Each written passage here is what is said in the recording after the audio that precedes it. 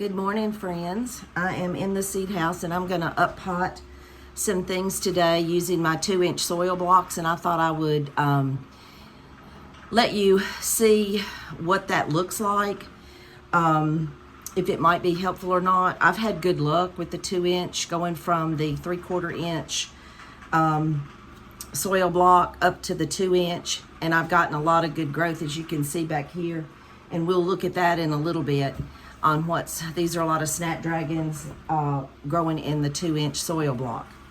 I think I like it because things grow so fast and the root development is so good, and they kind of hit the ground running.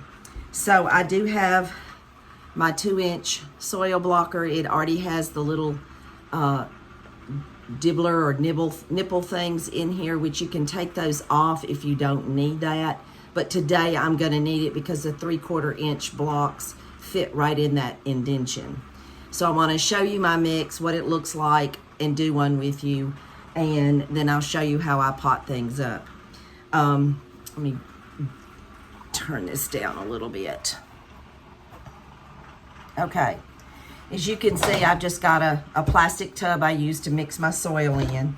I use a really good potting soil mix, not a raised bed mixed or any of that. It's potting soil because it's got a lot of nutrients in it. Just what I would use if I'm going to plant things in pots outside. But I do sift it because there's so many chunks and things in a potting soil that for this purpose, I'm going to sift it. If I were just putting it out in pots, I wouldn't sift it. But then I also use compost, and it's probably about a half and half mixture. So this, and then water, and this is what it looks like. You can see how wet it is, but it's got to be wet, and there is a fine line, and yes, I can wring some water out, but it needs to be wet enough to hold a shape, okay? So let's make a block. I'll use my daddy's old cement trowel. The best thing ever for mixing. All right, so here's my 2.5 inch blocker. It makes 4 blocks. So I get that down in that really good, mash it, and you get a workout. Okay. Well, here it is. Okay. Now, you can see I've got it. It's in there, mashed up in there pretty good. Okay. Sometimes I take my hand and just do that. All right, so I'm going to come over here. Let me get this. This is an old lunch tray. It works great, and you can get them off of Amazon or find them, but this is just an old school lunch tray that I found somewhere. All right, so I've already made 2. As you can see, I've made 2 rows of 4. So I'm going to put that down, kind of give it a good and then push up, and I have my blocks. And in each one of these holes, that 3/4 inch soil block fits right down in there. Okay, so let me show you how that works.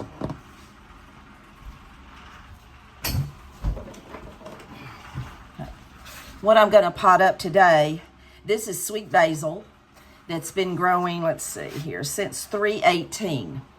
So it's been growing, and you can see it's gotten a lot of good growth on it. Some of the blocks didn't germinate. That happens, so I just removed those. But let's look.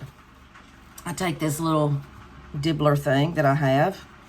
Lord, I don't know where I got it. Probably Amazon, I'm sure.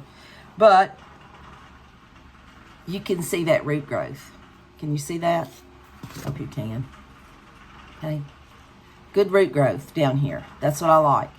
So then I'm just going to pop that in the top, in that indention of that 2-inch soil block. Just like that. I'll just put them in there. I hope you can see this. Okay. Just like that. That good root growth. All right. So I'm going to fill up all of these with these. And remember, there's 20 in each of these blocks. So I've got almost 40 blocks of plants. Now, some didn't grow. There's not but 1, 2, 3, 4, probably close to 35 plants in these, because each one of these is 20, okay? So I'm going to pot them up in this, and then I'll show you what it looks like.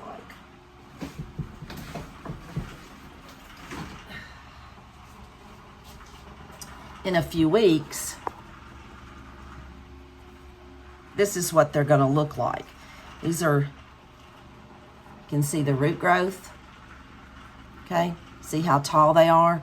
And they're growing quite nicely. Something happened to that one, and that always happens. It's hard gardening. But you can just see the root growth, which is what I love. The good, healthy plants, and they wick up the water. I water them in the corners. They wick up that water, and once a week I fertilize them with my fish fertilizer, and they have just, I can just smell the basil. I can just smell it in pesto. So, but these are ready to go as soon as there's no frost. We can put them outside. Otherwise, they're going to be killed by the frost. But this is what these will look like in a few weeks, because I potted these up on the 19th. Okay, so these have been in this since March the 19th. Pretty good, pretty good.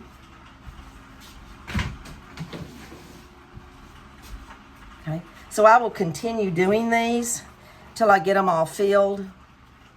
Then what I do is I put these under a grow light, and they will stay. See that good group? They'll stay under the grow light as long as needed. My grow lights are on for 16 hours a day. They're on a timer. And when you are first, look at those roots. When you're first starting seedlings, especially like this, and they come off the heat mat, it's always a good idea to put your grow lights as close to them as you can, just because that'll kind of prevent some stretching, okay? Let me put this over here. We'll do another block. Just get down in here, work around that muddy soil. It's like making mud pies all over again as a kid, except maybe you're not feeding them to your little brother or little sister, okay? So I've got it in there packed pretty good, okay? Gonna make another row here. There we go. Now, if for some reason these didn't turn out like I wanted, I would just pick them up, because you can pick these up. You should be able to pick them up and kind of move them around. But if they didn't grow if they didn't come out like I wanted, I'd throw them right back in there and start again. And sometimes when they're too wet, they tend to fall apart. These are just right, and you can kind of mold them if you need to with your hand, but they will harden up as they dry, just like, here's a snapdragon, okay? And they're easy to handle. My grandson told me it looked like a piece of brownie. Look at that good root growth, okay? This is a snapdragon that will go, this is Potomac orange. I potted this in this on 3/11. So it's had time to grow. It's good, it's strong. Doesn't look like there's any disease, but you can see the little 3/4 inch block down in here, and those roots just, well, there you go. I mean, I don't know what to say. There you go. Okay, let's do another one. And when I run out of this soil, then I just start all over again with my sifted potting soil and my sifted compost. It just makes it easier. If I had chunks in this from the potting soil or the compost, it would be really hard to make a good block that would stay together. I'd have the chunks. I'd have to fight those.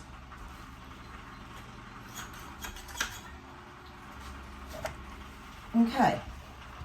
So I've got 2 more rows, So I've got 1, 2, 3, 4, 5. So there is 5 times 4. There's 20. So there's at least 20 of these that I've got. Look at the root underneath. I just picked up some. You can kind of just pick them up, kind of break them apart, and just slip them down in those little holes. That one didn't root, didn't germinate. That's okay. That's okay. It looks like I'm going to have enough basil for the plant sale the Master Gardeners are having.